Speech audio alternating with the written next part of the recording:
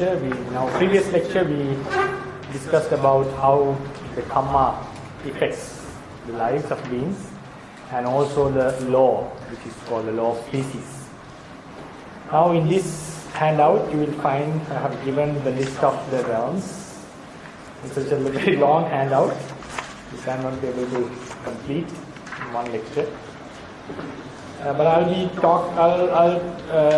discuss about some very basic points about the handout.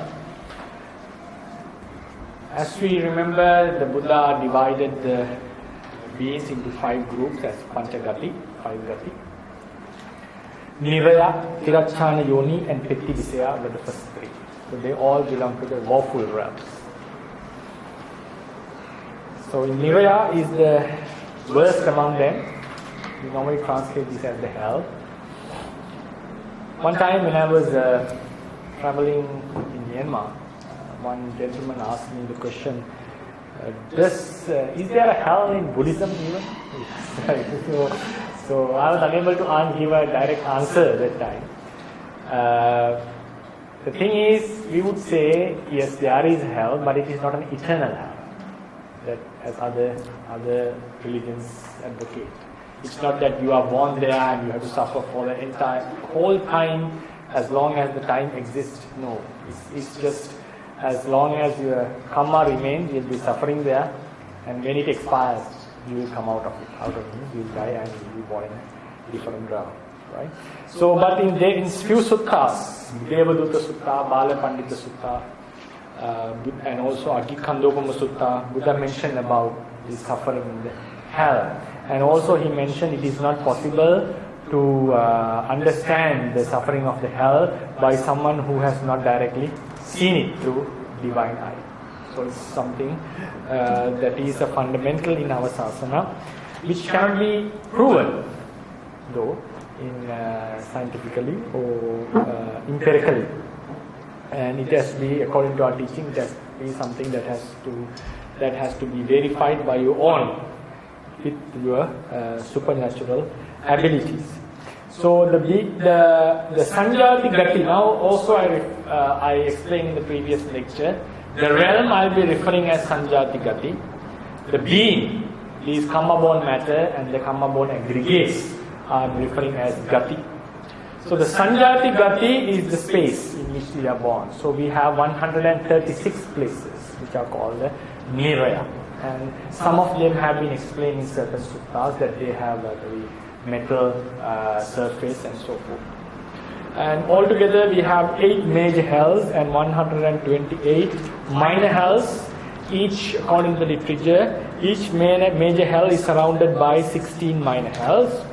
And Venerable Lady Sayadaw says that there are more than these hells. Some are located in seas, mountains, forests, and so forth. This can be verified within the literature by the Mitta Vindaka Jataka. I have given you the reference. He found a hell while he was traveling in the sea. So therefore, it's not only 136 within the literature. There are more hells according to the Theravada tradition. 136 are considered to be located in the ground according to the literature. But there is another special hell called Lokantarika Niraya, which is beyond the world.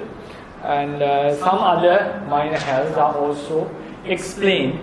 You can find one reference in the Mitta Vindaka Jataka, where a person encounters a hell while he was traveling in the sea. So then, beings who are born there are called Neraika. They are the ones who are born. So they are Gati, is the karma-born matter, and Vipaka Chitta Chetasika in that life. Right? And they are constantly suffering.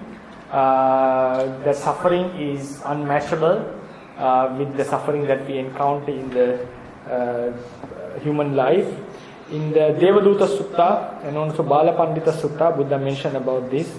And in Agikandopama Sutta, Buddha mentioned that a Parajika monk who pretends to be virtuous and accept the venerations and offerings of lay devotees will encounter great suffering after his death. So he would say also the person will be born in hell. Right? So then that is one type of a gati and sanjati gati. Tirachana yoni is the animal realm. We call it animal kingdom. So the gati of tirachanas is the karma born matter and vipaka chitta chetasikas, which are born out of the karmas in the past life. And their sanjati gati, they don't have a specific place for their sanjati gati. So in our literature, sanjati gati and gati of an animal is the same, is their aggregates. Their life itself is their realm. Or otherwise, we can also say they live in these mountains and all these in the human realm.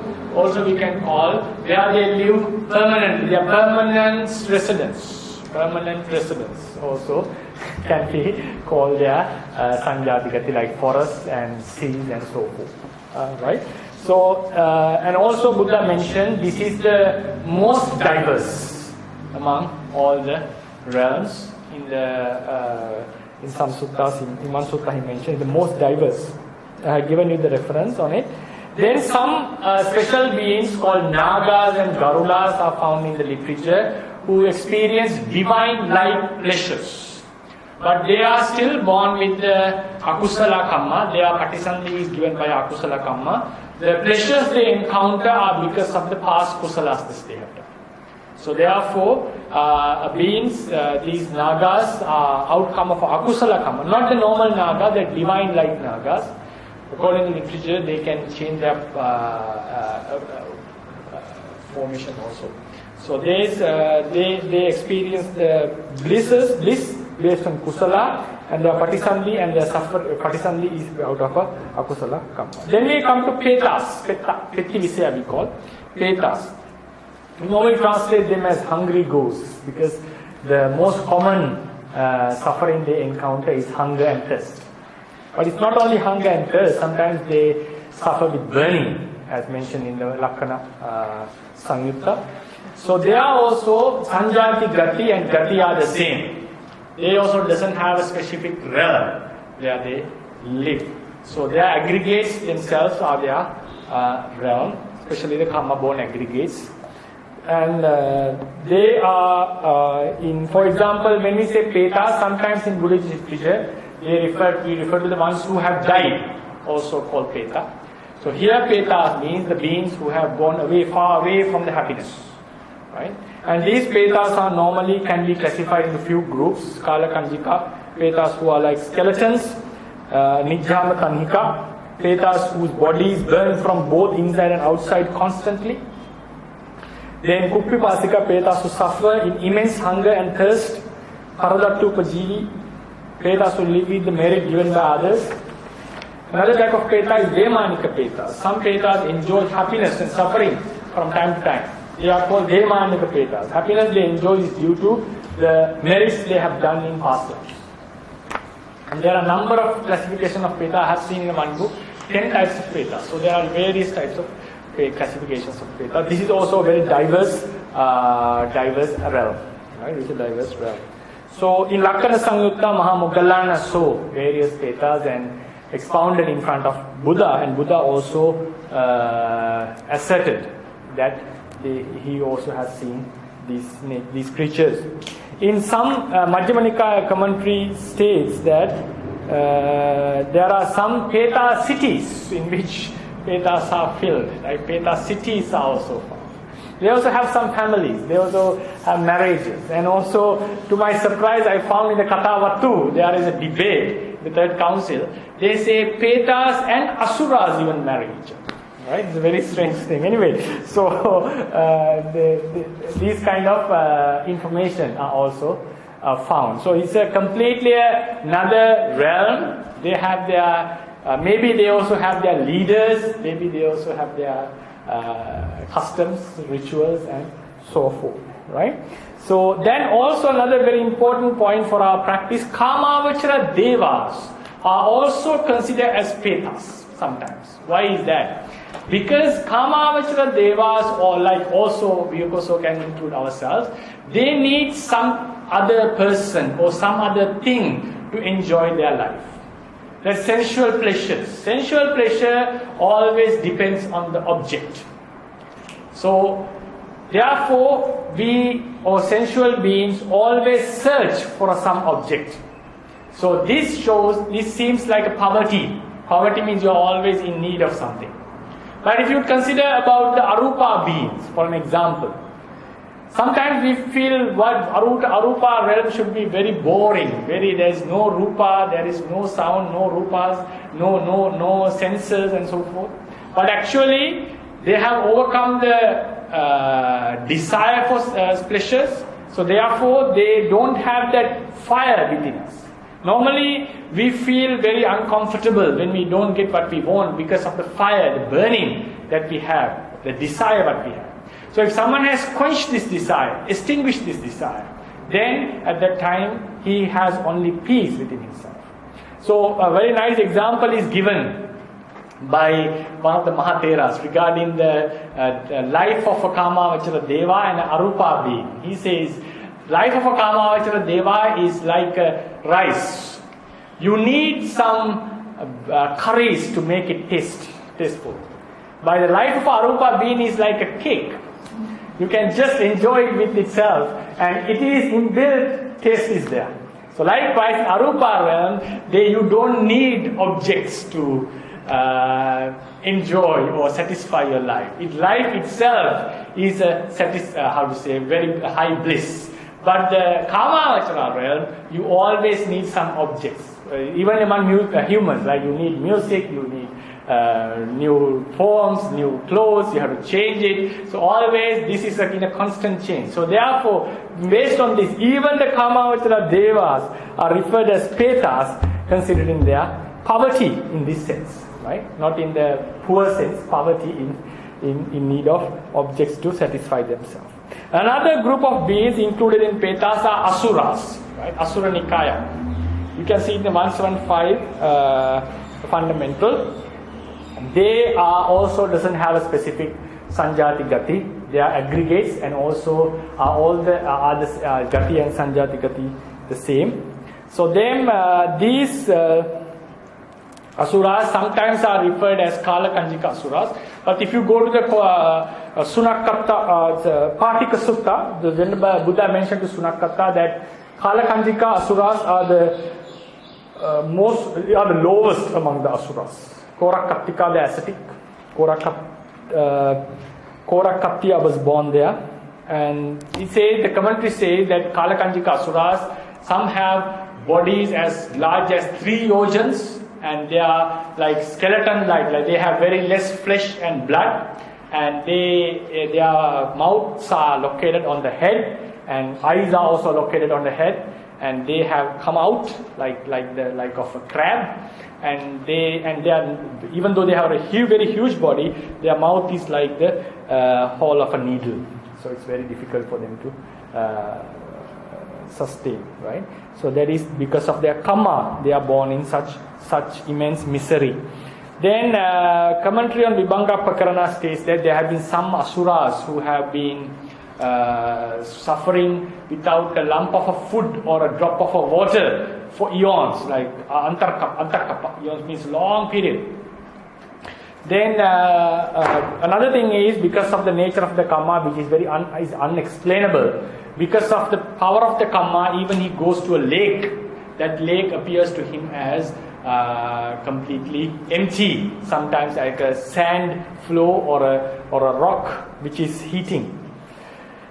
So Kathavattu suggests that there are some marriages even take place between certain Petas and Asuras. You can directly read in the text. Then when you add these Asurakaya, we have 4 types of woeful realms. So these beings who are born here are outcomes or products of unwholesome deeds. That's what we have to my emphasis here, right? So then 177 fundamental. All the beings who belong to the 4 woeful realms are born with the same type of Patisandhi Chitta, that is Akusala Vipaka Upekha Sagata Santirna Chitta and 10 Chetasikas. Since this Chitta contains no roots, they are called Dugati Ahetuka beings, right? They are called Dugati Ahetuka beings. Then we come to the other 5 Gatis. Out of the 5 Gatis, last 2 are Manusa and Deva. Manusa are the humans. So it's a special Gati Buddha has mentioned. So the Manusa Sanjati is the world we live in. This world, earth, is our Sanjati, Gati. And our Gati is our karma born matter and Vipaka Chitta Chetasikas. So this is our production of our Patisandhi karma. So humans are so called because they have very broader understanding and sharp, higher intellectual abilities, and their mind is so sharp. So that's why we say only in human realm, only among, even and also according to the literature, they are fourfold. Humans of Jambudipa, Uttarakuru, Kubba Videha, and Apara Goyana. So Buddha mentioned among them the Jambudipa humans are more sharper and also very more brave than the Tavatinsa Devas and Uttarakura beings. So our literature states that only the Jambudipa humans can perform the entire range of karmas, including 5 heinous deeds. And also only Jambudipa humans can come to the highest level of Brahmacharya, being a Buddha and Pacceka Buddha and also an Arahant. Right? So therefore, humans, but it doesn't mean that Devas cannot be Arahant, they also can be humans. Among the humans, Jambudipa humans are considered. Jambudipa doesn't mean India here. It's like, when we go into this, according to the literature, if I talk, the phenomenon, Uttarakuru, Pubba, Vihideha and Apara Goyana are something we don't experience today, right? So that is a different type of, otherwise you may get understanding that Jambudipa is different to India only. No, all according to our literature, all what we experience should be considered Jambudipa if you go into the information regarding the other 3 islands. So anyway, it doesn't match with what we experience today, this world structure. I have to admit that. But what the text says doesn't match with our the structure we experience today. So, but I have to give you the information what is mentioned in the text. So therefore, Jambudipa beings are only able to reach that higher levels of spirituality. Then Deva Gati and Deva Sanjati Gati. Deva Gati means the karma born matter and Vipaka Chitta Chesikas of Devas and Brahmas, that are the higher beings. But even though we say they are higher beings, among them there is a certain type of being, we would consider them as lower to humans, but they are also mind-born human, mind-born Upapatika beings. I'll explain about them. So altogether there are 6 sensual about Deva realms and 16 Brahma realms and 4 Rupavachara Brahma realms and 4 Arupavachara Brahma. All can be addressed as Devas. So if you remember the Dhammacakkappavattana Sutta, how the Buddha, how the Sutta goes, it was not uttered by the Buddha, the last part. Last part was uttered by the Theras. So it says that Atappa Deva, Sudassi Deva, right? It doesn't say Sudassi Brahma, right? So therefore, all the Brahmas and Devas can be used with addressed with the word Deva, right? They also can be called Deva. So when we say Deva Gati, it includes all the beings other than all the Sugati beings other than the humans, right? Other than the humans.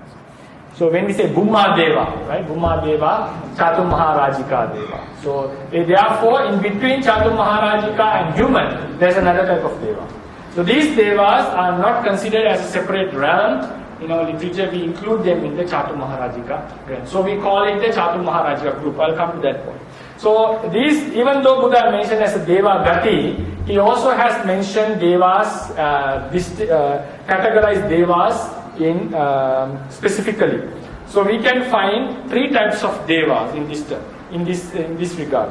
Kamavachara Devas, Rupavachara Devas or Rupavachara Brahmas, you can call them, Arupavachara Devas and Arupavachara Brahmas, right? So these are the 3 types of Devas.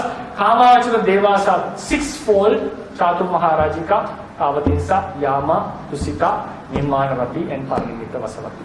So these all, I'll keep on reminding, a life is the outcome of karma. Then some traits of this life is decided by the Patisandhi karma and also by other karmas. At the same time, there is a phenomenon called the law of species. So these species also have very basic qualities that are shared by all the beings who are born in that specific realm.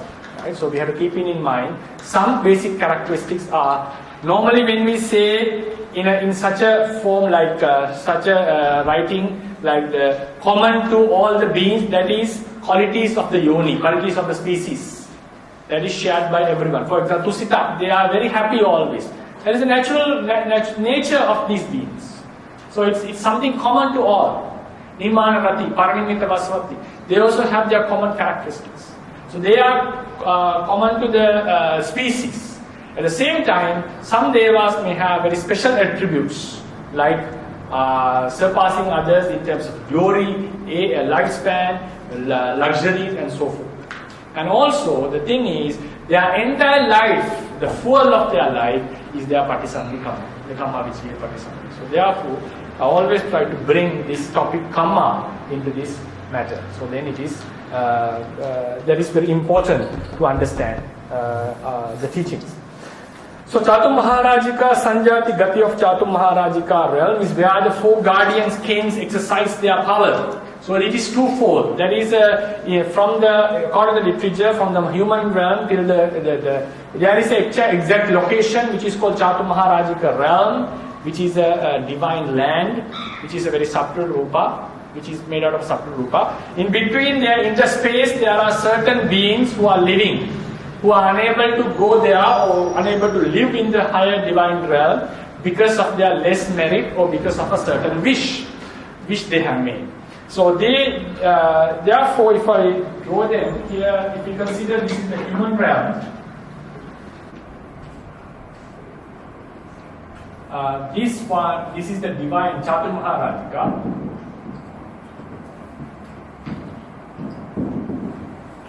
So in between, there is a space. So in this space, maybe based on trees,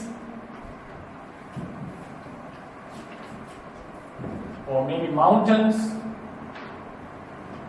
So some beings exist who are spontaneous, sometimes can be born in all the four ways, but with a subtle rupa. So it means we are living in the same dimension. Yeah, according to them, we are in the same dimension. The only thing is they have a subtle rupa. Yeah, rupa is subtle, can be seen. So according to literature, right? Then yeah, so this is the Chatum Maharajika Bhumi, the realm. And here also the beings who are living here are also included in this Chatum Maharajika. So this group who are living here and here are called Chatum Maharajika Nikaya.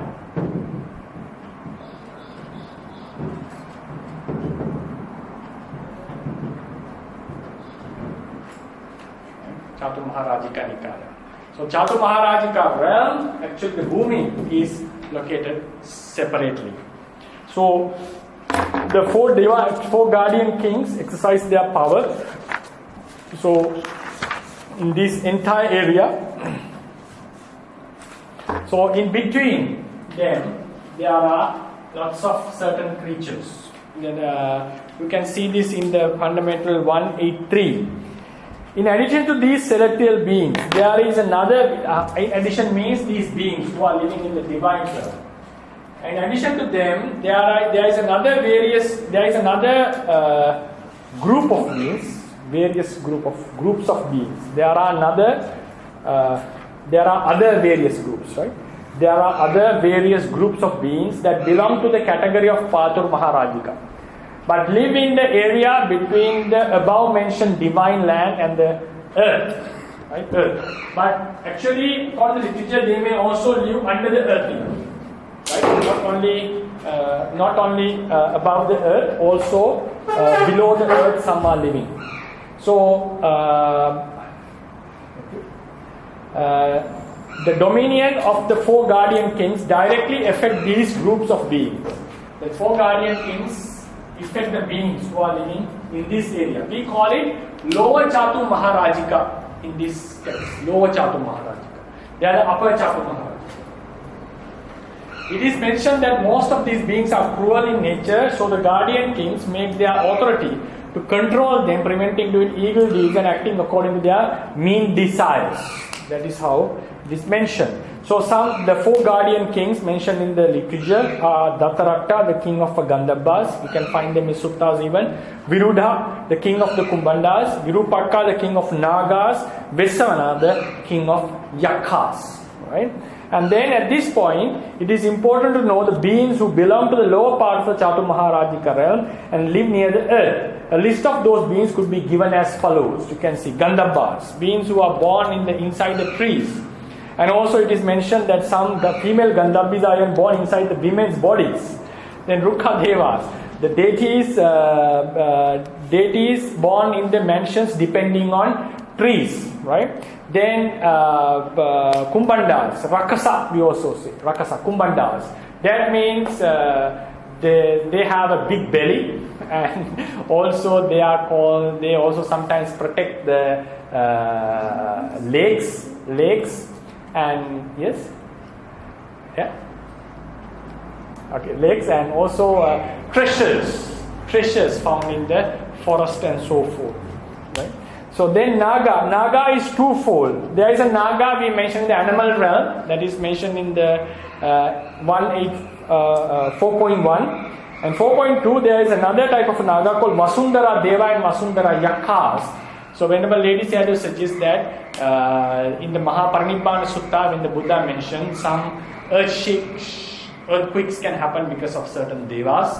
So Lady Sayadaw suggests that these are the Vasundhara Devas, and also their hives are mentioned in the Brahmajala Sutta. Then we have Yakka and also Vinipatika Asuras, Vemanika Asuras. These are some of the beings who are belonging to this realm in between. Most of these beings live a very poor, poor life.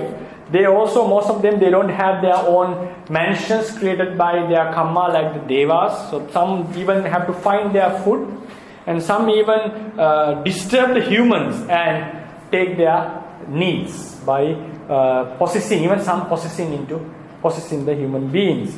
But still there are some Tihetuka beings even who have got enlightened, become Sotapannas. They are given the few female Vinipatika Asuras. You can see in the bottom of that paragraph. Piyankara Mata, Uttara Mata, Dhammagutta, Pusamitta and Kali.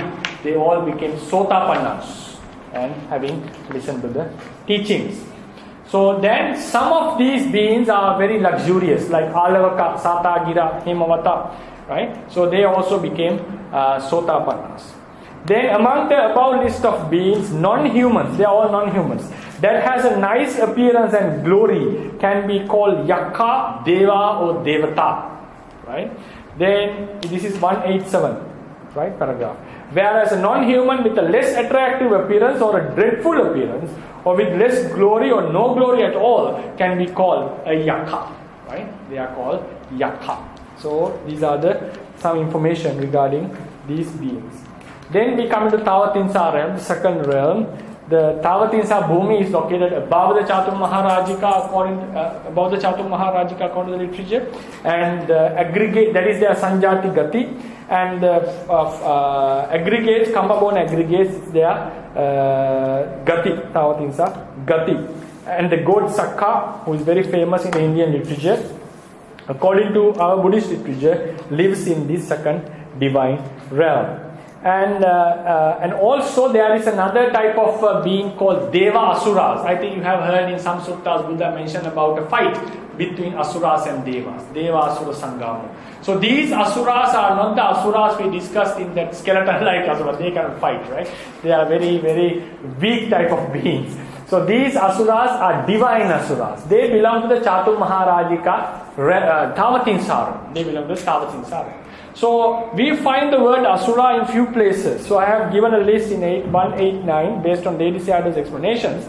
So Asuras are fivefold. Lokantarika Asuras belong to Niraya. So that is the beings who are born in the Lokantarika hell.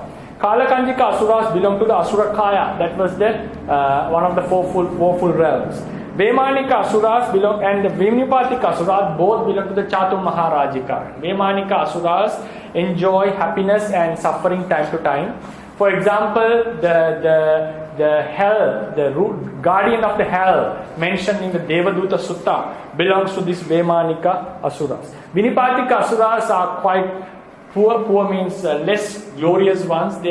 Mostly they have to find their food by themselves. Then Deva Asuras belong to the Tavasinsaram. They are the ones who were fighting with the Devas. When you look into the Dajagga Sutta, if you are interested.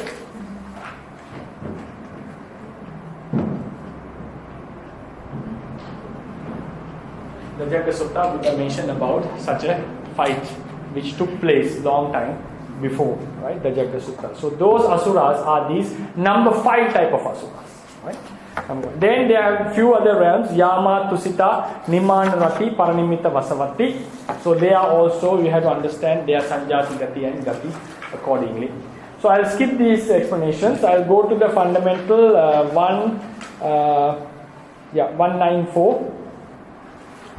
About 7 realms, that is to say human realm and 6 divine realms, are called Kama Sanjati Gati. I gave a word Sanjati because to show that the abode, to separate it from the Khandas. Vipaka Chittesikas and Kamba Dirupas of the beings who are born in those realms are called Kama Sugati, right? Sugati. Then there are 9 Kama Sugati Patisandhis. Out of the 9, 1 is an Ahetuka, and 4 are Duhetuka, and 4 are Tihetuka. And I think most of you know about this, right? These Patisandhis. Beings who are born with one of the Kusala Vipaka Pasantirana Chitta are called Sugati Ahetuka beings. Beings who are born with one of the Jnana Vipayutta Vipaka Chittas are called Drihetuka beings. And one who had the conception with one of the 4 Jnana Sampayutta Vipaka Chittas are called Tihetuka beings. Kama Vachara Tihetuka beings, right?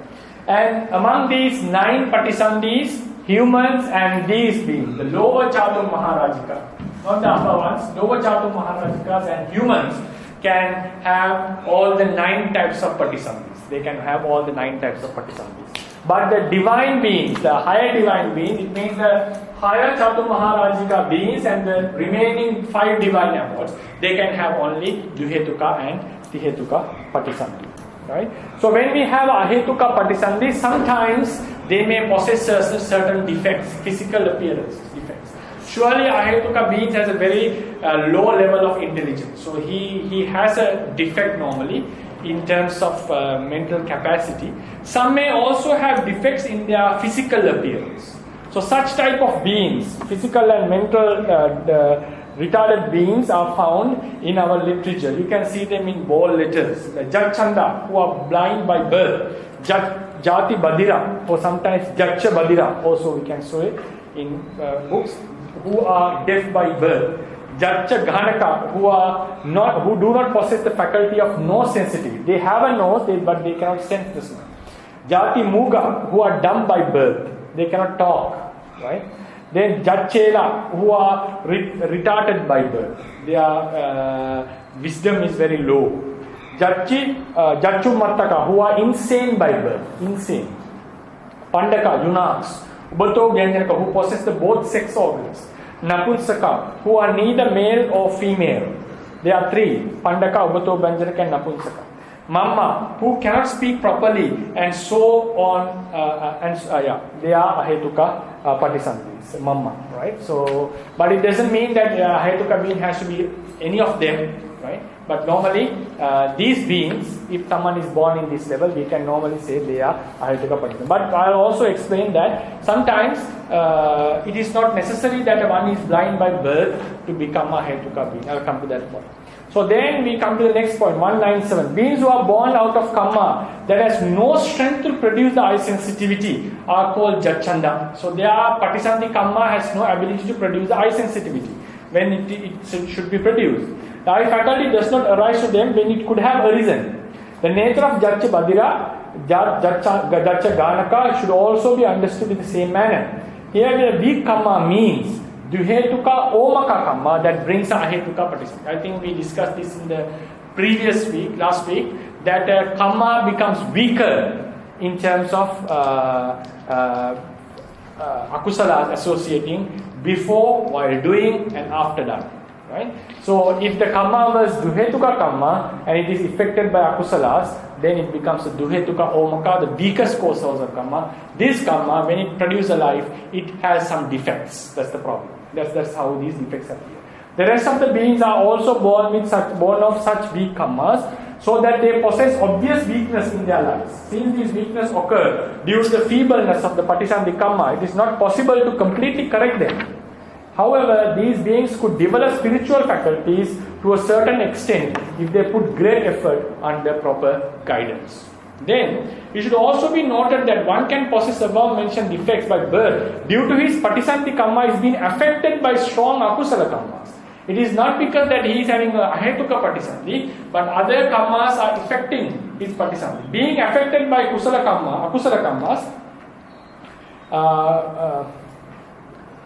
being affected by akusala karmas. Right? Not kusala. Akusala karmas done in past lives.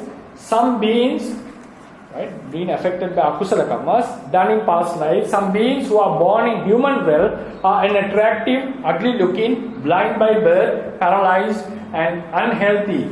So are easily affected by sickness. So you can see the Bala Pandita Sutta, Buddha mentioned, one can be a Khanova Kuniva. He can be one eye is blind or both eyes are blind, because when he is born in the human realm. That is because his akusalas are affecting his karma. Akusalas is affecting his patisandhi karma. The above phenomenon should be thus understood. When a person with both abundant wholesome and unwholesome deeds is about to die, both types of deeds, kusala and akusala, come in front to give the next rebirth. In such a moment, if akusala karma becomes stronger, it would bring the next rebirth having subdued the unwholesome karmas. However, the cause of those unwholesome deeds still affects the kusala karma that brings the rebirth. Therefore, unless that wholesome karma is utterly powerful, normally it brings rebirth in the human realm or in the lower state in the Chatur Maharajika realm. You can see this in Kukkurabatika Sutta, Buddha mentioned. He will be mostly born in the Chatur Maharajika Roa. He used the word, I think, Vinipatika, Asura or something like Deva, something like that. And then humans. Then that new life would be frequently affected by those unwholesome deeds that were subdued just before the death in the previous life. It should be kept in mind that this phenomenon is common to all the types of three beings. That is to say, ahetuka, duhetuka and tihetuka being. Therefore, when a being is blind by birth or deaf by birth, it is possible to say that he is an it is not possible to say. It is not possible to say, please change it. It is not possible to say that he is an ahetuka being unless checking his patisandhi chitta, which heto pariya. So that's why we have some very highly intellectual beings blind by birth, some professors, right? So either they are either affected after they were born in the mother's womb, or their patisandhi karma is directly affected by akusala karma. So therefore, they are born with the tihetuka life, but still their eye faculty is obstructed by arising of eye faculty is obstructed by a past karma that they have done, right? So at the same time, difficulties that defects in one's life could be caused by karmas done in past lives in a long samsara as well, right? So these all possibilities are there. Then tihetuka beings are born with much stronger karmas, so they don't more normally possess these defects unless their patisandhi karma is greatly affected by another karma, right? Past karma. For example, if someone blinds others, even he is born as a human being, by birth he may not possess his eyes. So that is not a weakness of his patisandhi karma. In the first case, when he is giving a ahetuka patisandhi, his karma is affected by the akusalas surrounding the time he is doing the karma. Now, duhetuka omaka karma, so it's like when he does the karma, akusalas are affecting this karma while it is being done. So the karma inherently has a very less power. So when it gives rebirth, it gives a ahetuka patisandhi. Then some karmas are done very in a higher level, they are not thus affected, but when they are giving the patisandhi, the tihetuka or duhetuka patisandhi, another akusala karma, akusala, may affect. So that is why in some cases, so it's very not possible to say when someone is blind by birth whether it is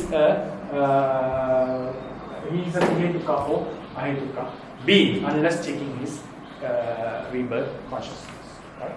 So it means like here the karma is affected by the akusala while it is being done. Here the karma is affected by akusala while it is giving the patisandhi. Right? So it will still give a Hetuka patisandhi, but it will affect in some appearances of the person. So that's why the Buddha mentioned in Bala Pandita Sutta, a person who has done lots of akusala karmas, when he has been born in the wholesome good realm, whatever kusala karma he has done in the past, when he is born there, because of those akusala, they have no relationship with this particular kusala that is going to give the rebirth. These akusalas could affect him, and then he would have certain defects in his body. Right? So normally we are talking, we think all the defects are because of a ahetuka being, ahetuka patisandhi. It's not necessarily. Defects by birth can happen because of a ahetuka patisandhi, because the karma which gave the patisandhi is very weaker, or because another akusala karma has prevented, or akusala karma has affected this patisandhi. Right? So this is also mentioned by Venerable Rerukane Chandrakmala Mahatera, that these kinds of things can happen because of a weak patisandhi or by obstructed by another akusala karma. Then, so I'll move into the next topic, Rupavachara, Arupavachara Devas.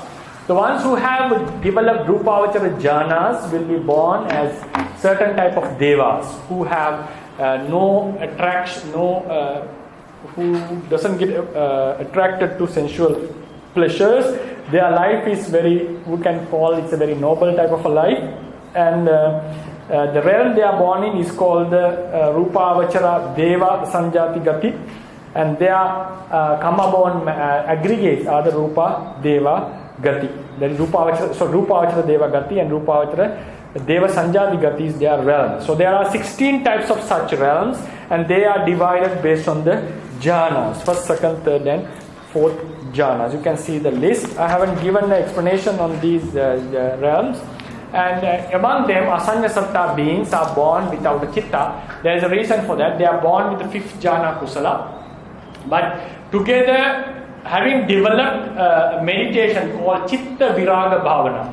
Chitta Viraga Bhavana means they dislike the chitta. They see the defects of the chitta and admires a life without the chitta, because all the suffering that we have, mental and physical suffering, are felt because we have a chitta. So they consider chitta is the biggest problem, so they aspire for a life without chitta, and they develop a jhana, or having developed the Vayu Kasina or Akasa Kasina, they consider the defects of the mind, saying Dichittam. Like, for example, we contemplate chitta is anicca, dukkha, anatta. They consider Dichittam. Chitta is repulsive. Chitta should not be admired. So they look down upon the chitta, not with dosa chitta, like with the wisdom. So, because when they develop this meditation, they come to a level that they subdue the attachment towards the chitta. They have no attachment towards their chitta. So, if they are able to suppress this attachment to the chitta, so now already they have suppressed the attachment to the lobha, sensual pleasures, and they have suppressed vitaka, vichara, and diti. So, come to the fourth jhana, right? In terms of four types, fourth jhana. Fourth type method. Then they subdue the attachment towards the chitta. So this fourth jhana, chetana, will give a life without the chitta. So this life is now, they come to the fourth jhana or fifth jhana in terms of five-fold method. This jhana chetana. So this chetana normally gives a life in the Brahma realm. But this is being added by the Chitta Viraga Bhava.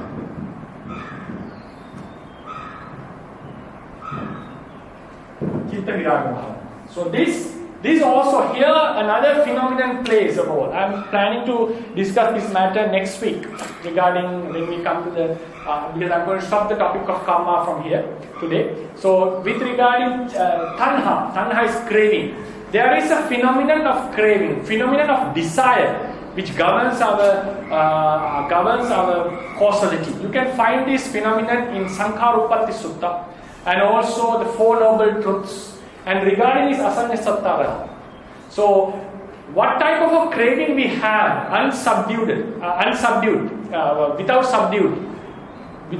without suppressed. So that decides what type of a life we are going to get.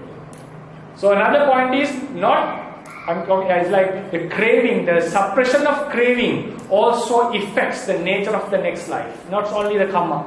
It means, for example, if someone has not suppressed the sensual desires, he would get all the faculties in the next life, in the karma realm, which are necessary for gratify our sensual desires. Unless a karma has been obstructed, extra case like ahetuka rebirth or something like that. Normally, a person would get all the senses to gratify his sensual desire. If someone has suppressed the sensual desires and attained the jhana, he would get a Brahma life. He is not supposed to get any of the five senses because he is not gratifying his sensual desires, but eye and ear will be there because he has still not subdued the craving to see the Brahmas and to listen to them, have discussion with them, to be together with. So he still haven't completely suppressed the attachment to Rupa. So he's still born in the Rupa Avachara realm. So, but he would not get the Gana Jivha Kaya sensitivity. Why is that? Because Chakku and Sota are sometimes supportive to wholesome acts. But Gana Jivha Kaya is only for sensual pleasures. We are not doing any wholesome deeds based on Gana, Jiva and Kaya. Right? This is just to gratify your senses. So therefore the Brahmas doesn't get these three senses.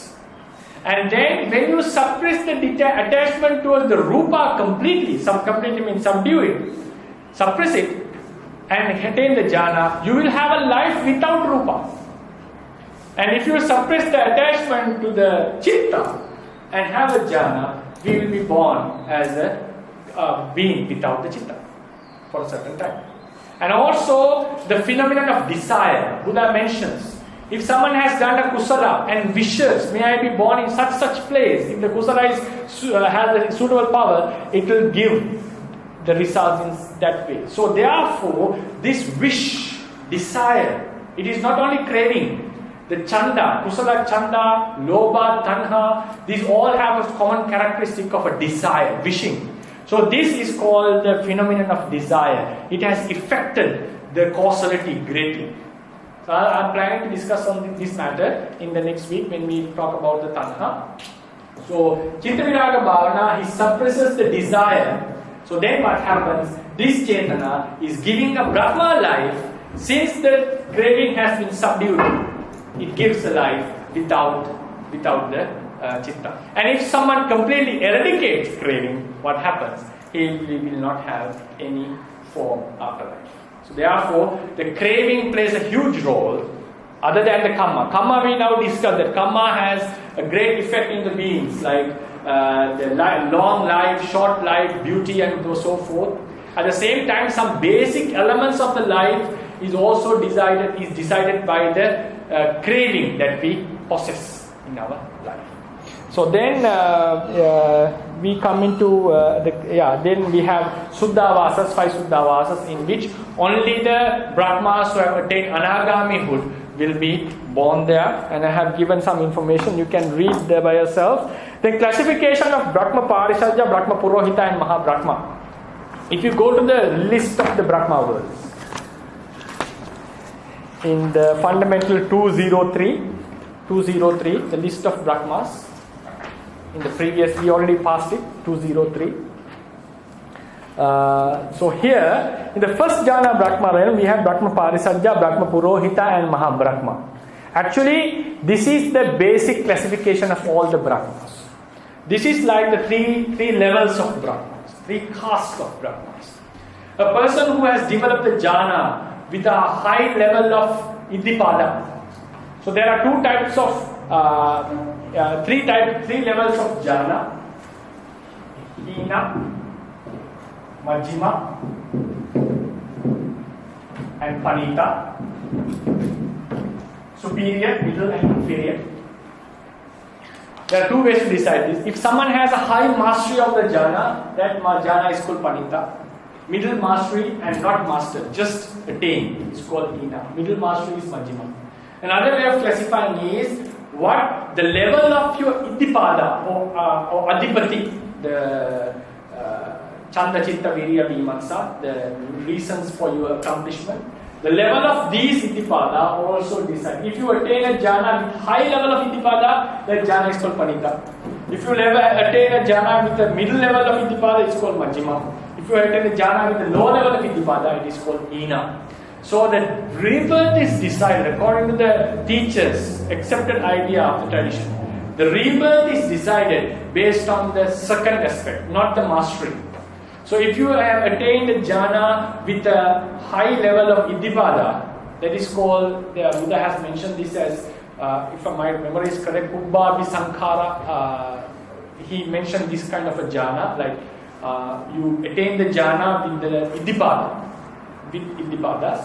So if your jhana is in that level, one would be born in the highest level of the, within, now because the first jhana has these three levels.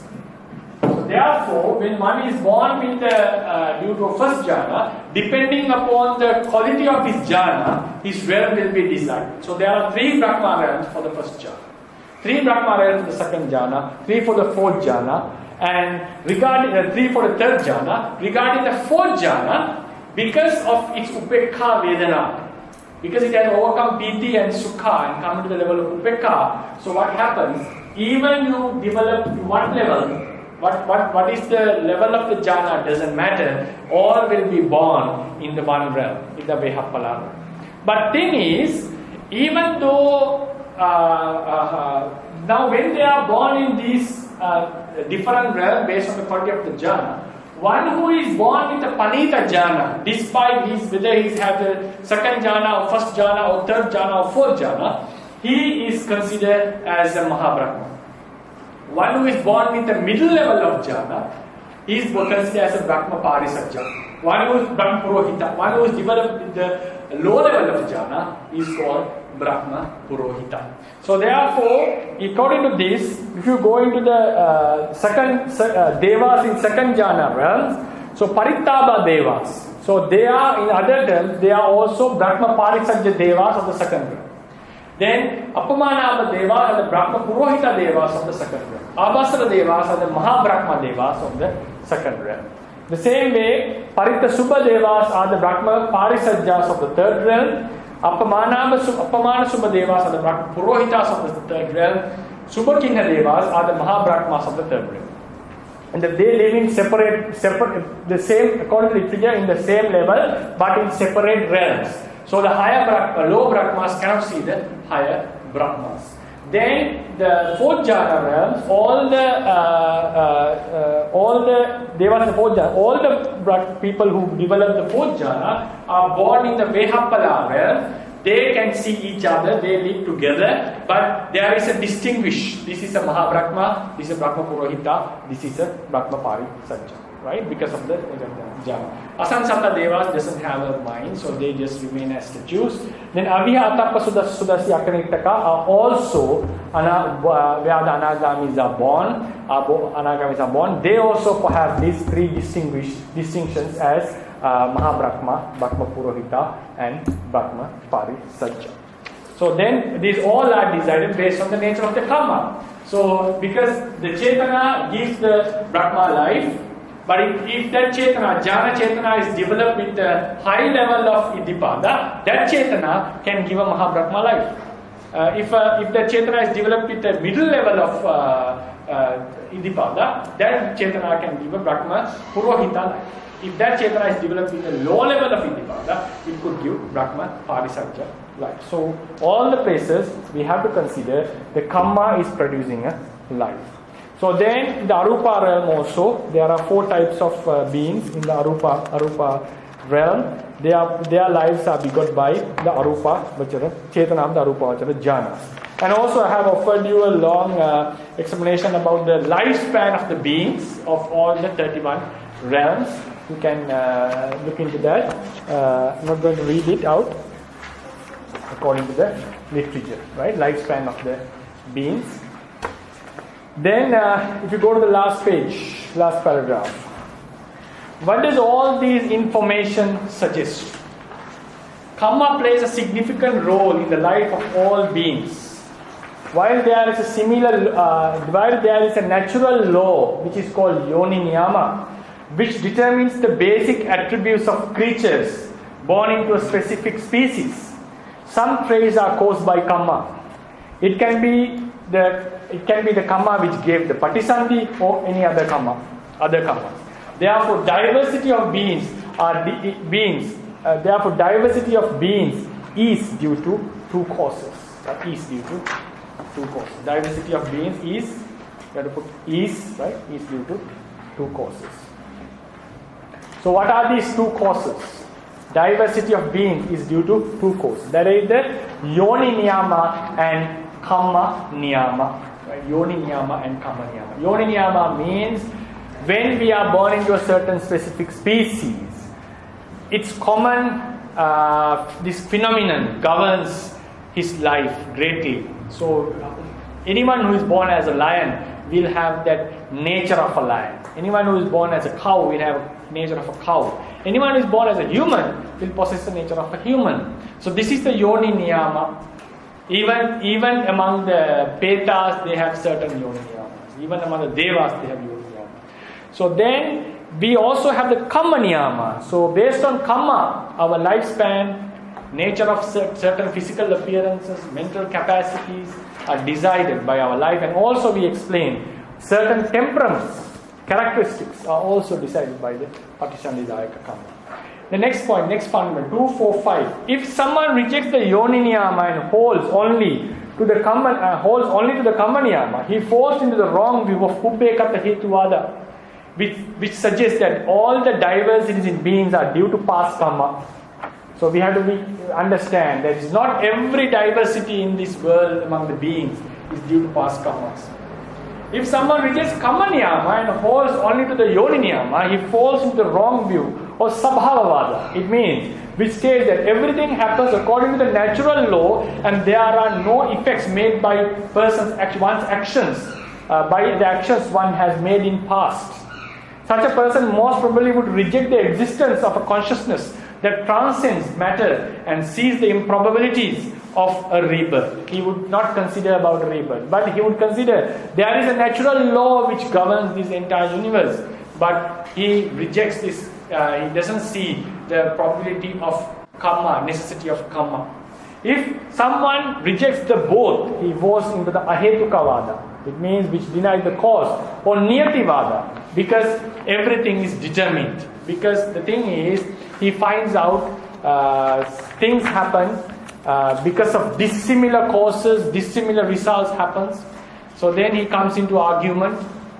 If a milk can come out of cow, why it cannot come out of a tree or something, by some argument of dissimilarities, and then he comes into the explanation that everything is fixed. That is called Niyativada. Niyativada is also close to Ahetuka Vada. It is one aspect of Ahetuka Vada. Someone who comes into Ahetuka Vada would most probably can end up with Niyativada. So these are the points that I want to emphasize. So I will conclude the lectures on Kamma with this. We discuss about Kamma in detail, but there are some other points to be explained. But since we have to conclude the lectures at the end of this month, I will close the chapter on Kamma here. We have discussed about the Kamma which affects the present life only, the karma which affects both the present and future life. The karmas which affect the present life is the effects of our actions. Like you do good things, you will get good results from the society and to your life. And you do bad things, you will get a bad reputation, you will get bad results from the government and so forth. These are the effects of karma which Buddha has advocated. They are not the vipaka of karma. They are called anisansa and adinava of karma. Then the second aspect of karma, which is the mysterious part, that if you do something, something will happen in future which is unexplainable. That is beyond the normal human observation. So that is the second part. That can happen in the present life and also in the future life. So this second aspect, the first aspect of karma, can be found among Arahants even. So that's why in the Sunakata Sutta Buddha mentioned the Arahants also have to be careful, otherwise they would also fall into trouble. So whenever he also sometimes rebuked Venerable Anuruddha, Venerable Bellatta Sisa, he made rules, and also he said badly rebuked Venerable Pindola Bharadwaja for showing his ascetic powers. He accused with a very, very harsh means very strong accusation. It's like, so therefore, even for Arahants, they have to be careful regarding the effects of their certain actions. So with the second aspect, if you do a certain deed, that would give result. That happens only, the karma has to happen in a mind stream in which latent defilements are not uprooted. And also when we say karma, we are talking about the karmas, chetana, or the attributes which happen in the qualities which happen in the javana chittas. In the beginning also we mentioned there are 22 types of karmas explained in our teaching. Chetana is just one. If you remember, we talked about the lobha dosa ditti, alobha dosa amoha, and 3 virati, 8 maganga, 7 bojjanga, and chetana. They are all considered as karma in our literature. And then we also discussed that with the second aspect of karma, which is given a mysterious type of effect, there are 4 ways the karma can give results: janaka, upatambaka, upapilaka, upaghataka. And the janaka karma, when it's going to give a rebirth, what is the priority? Garuka, asana, achinna, and katatta. And then the time of their ripening, Dittha Dhamma Vedaniya, Upajja Vedaniya, Aparapariya Vedaniya, and Ahosi karmas. And then we go into the topic of Pakatthana, what kind of results the karma would give, each karma would give, and also the levels of karma, achara kusala karmas, inferior, superior, and so forth. And today we discuss about the based on the lives, how it is related to the lives. The main aspect is these lives of beings are greatly determined, affected by the karma, but it is not the only reason to which has shaped the lives as we experience them. So there is another phenomenon called yoni niyama, which is a natural phenomenon. So another point of view is that the nature of species, the type of species are fixed. Fixed means there are certain types of species. Based on the karma, when the karma is done to a certain level, it will, based on that, we will be born in a specific species. So that is called Sabbatta Gamini Patipada Jnana. Buddha knows if someone has done a certain level of karma, a group of people gather and kill one ox.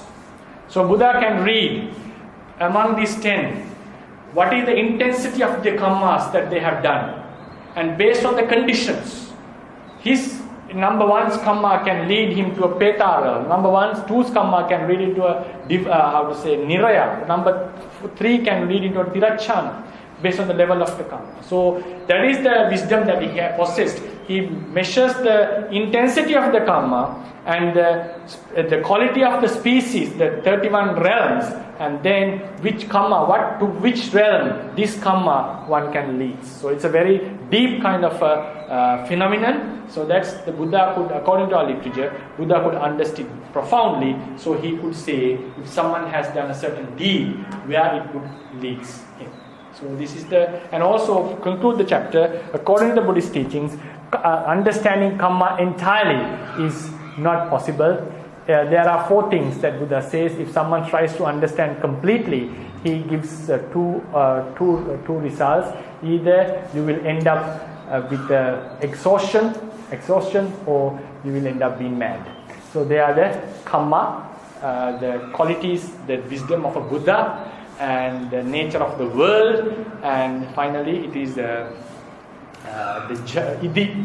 quality of the psychic powers, how to explain them logically. So these 4 aspects, some aspects are unexplainable. Well, for example, I mentioned sometimes a peta goes to a river while the other beings are taking bath there, Only to that peta, the river becomes a sand flow. So these are logically unexplainable. So that's why Buddha mentioned, karma we say achintyo. You cannot think and come into conclusions completely, having thought about it. So that is also one point I want to emphasize. Finally, we have to understand, no one is doing the karma and no one is experiencing the karma. Karma here, when we say giving a result, karma is the chetana. Chetana is a non-self phenomenon. And I explained the non-selfness one day at the end of a certain lecture. And this non-self, as I explained in the Abhidhamma-avatara, how it explains that chetana, how it is a non-self phenomenon. So this chetana would give a vipaka. That vipaka is also another group of aggregates. They are not self, they are just non-self aggregates. So that's why in our literature we would say kammasya karako natti. There is no one who does the karma, vipakasya cha vedako. There is no one who experiences the results. Only non-self phenomena happens because of the theory of cause and effect. So I will conclude the lecture. Do you have any questions? Yes. This yoni niyama, usually when we talk about niyamas, we talk about 5 niyamas. So would it be a part of any Dhamma-niyama. Dhamma-niyama is not completely elaborated. So Lady Sayadaw suggests this should be included in Dhamma-niyama. Okay, so and this yoni niyama is only in Paramattha-nikaya? No, you can find this in the commentary for Majjhima Nikaya. I have given, if you go to the Fundamental 169,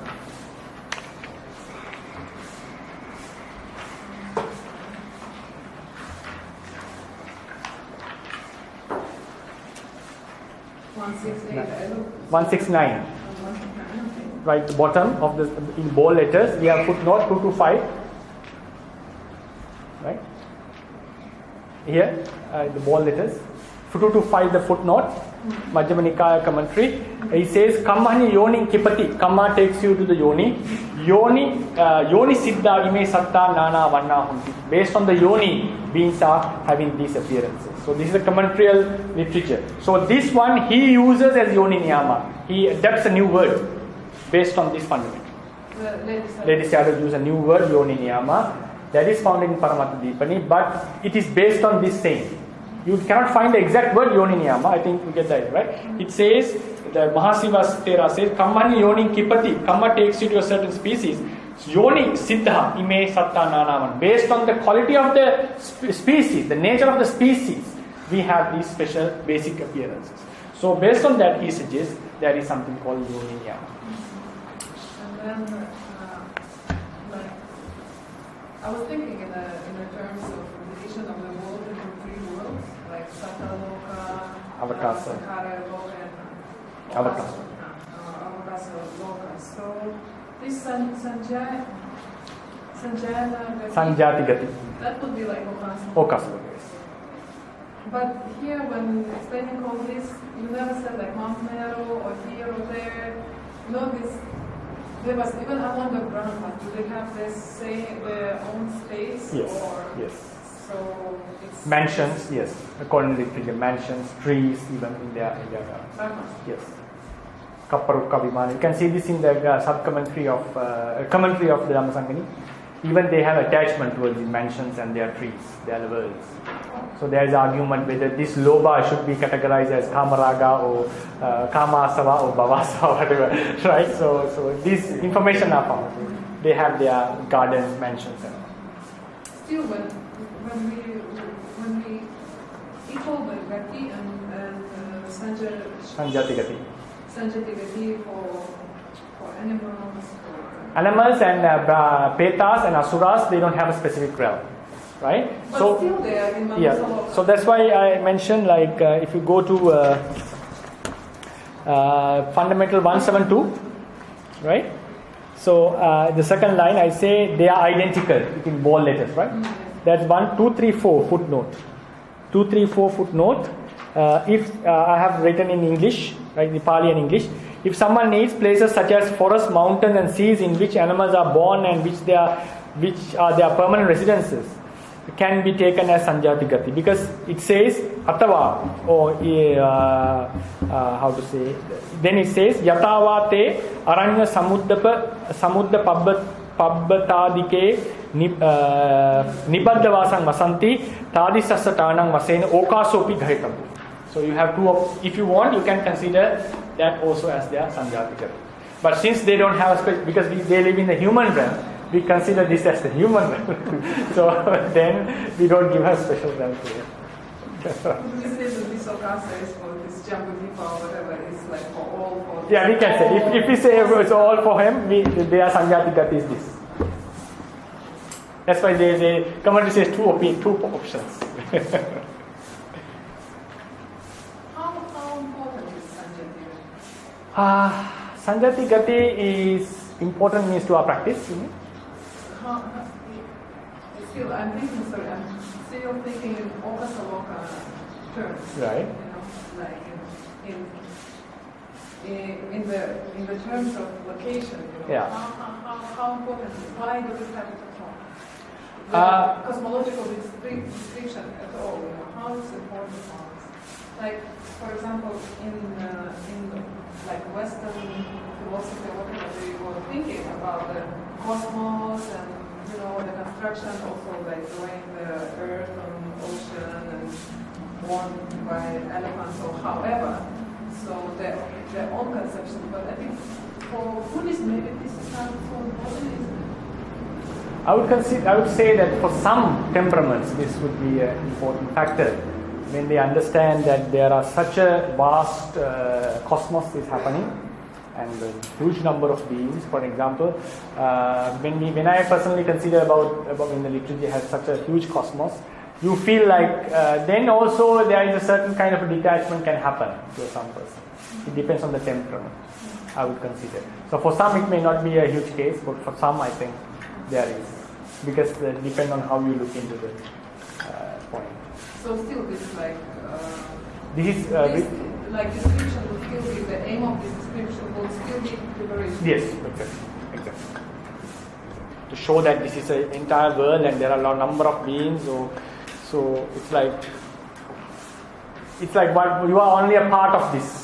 Whatever you do is just a part of this, and you get more and more detached in terms of achieving something, in terms of growing, in terms of power and all these. When you know that it's a huge cosmos and you are just observing a very tiny thing, you feel like, I think for some it would get a detachment. I'm unable to say everyone. Yeah, that's how I would. Yes.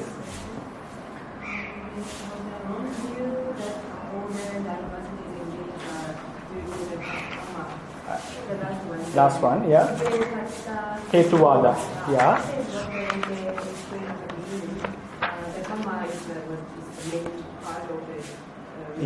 Yeah. No, Pubbekata Hetuvada means only karma. There's no other reason. Yeah. So what's the other causes? Yeah, one is yoni, that yoni niyama. Karma is one, right? So our appearance is decided by the nature of species, for example, yoni niyama, right? And other are tanha, craving. I'll explain this next week in detail. The suppression of tanha, non-suppression of tanha also affects us. And the next thing is also our present life individual's efforts also affect our present life happiness and suffering. Effort, our wisdom, how we work ourselves also affect. You mean which suggests that all diversity in beings are due to past karmas, right? Diversity can happen because of past karma. Diversity can be because of yoni niyama. That is in the 244.1, right? The natural law by which the fundamental natures of species, specific species, are determined. For example, whatever karma you are born, maybe you are born with a dosa karma, because of a dosa karma or lobha karma, if someone both become cats, they will have the appearance of a cat, right? So that cat nature is something decided by the already determined by the naturally determined. It's not because of the karma, right? Karma cannot make a dog in a cat's womb, right? So, and also some may be born because of a lobha karma or dosa karma as a peta. Still, they will have a subtle rupa, and they will have a lower level of wisdom. So these are basic qualities of petas. Some may be born with the first kusala of, even with the upekka kusala. Because of upekka kusala or somanasa kusala, you are born in the tusita realm, you will naturally be happy. Because that is a common trait, characteristic of the tusita being. So likewise, the species, there is a common quality of the species. Right? That is not decided by your karma. It's decided by the nature. It's a natural law. So what comes into the conclusion is there are certain realms. Ultimate phenomena is there. So when we are born as a human, we get the human qualities. When you are born as a peta, we get the peta qualities. When you are born as a deva, we get the deva qualities. When you are born as a brahma, we get the brahma qualities. Those qualities are beings possess not because of their karma, because there is another phenomenon which I call the yoni niyama. Is it clear? And also, next week I'll discuss how the craving and the wish also can affect this diversity. These also can affect this diversity. Any questions? Oh yes. Please, yes, sure. Can I ask about Vinipatika, okay. Yes. Is that just a Yeah? Are there any other meanings of Vinipatika? Yes. Vinipatika sometimes can refer to all the woeful beings. If you remember in the Metta Sajjayana in Myanmar, Sabbe Deva, how to say? Sabbe Vinipatika, right? You recite every day in the, right? Vinipatika there means all the beings in the woeful realm. Vinipatika. Vinipatika can sometimes refers to petas. Right? Sometimes refers to petas. Especially Paradatupajivi petas. And Vinipatika refers to these lower Chatum Maharajika some beings. Vinipatika Asura, Vinipatika Asuras. So term Vinipatika can be found in three meanings as far as I know. Yeah.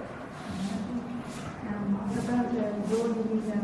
Yes. Can I understand that this actually refutes the theory of evolution of human from past? Because this has been considered according to the law. Where evolution came about. Did everyone hear that question? Yeah, so I have to repeat. So she's asking a very good question, very profound question. Yoni Niyama. Does this refutes the idea of evolution? Because according to evolution, our species are region in groups are based from the one cell beings, got diverse, and the tree, you know the evolution tree, right? So I would say, according to Buddhism, yeah, this is against the universe evolution theory, because there are some fixed species that we have. So some, to my knowledge, some evolutionists are also still asking this. We still don't have much evidence, I think, about the in-between species, right? Because the genetical structure of a dog and a cat is completely, fully different, right?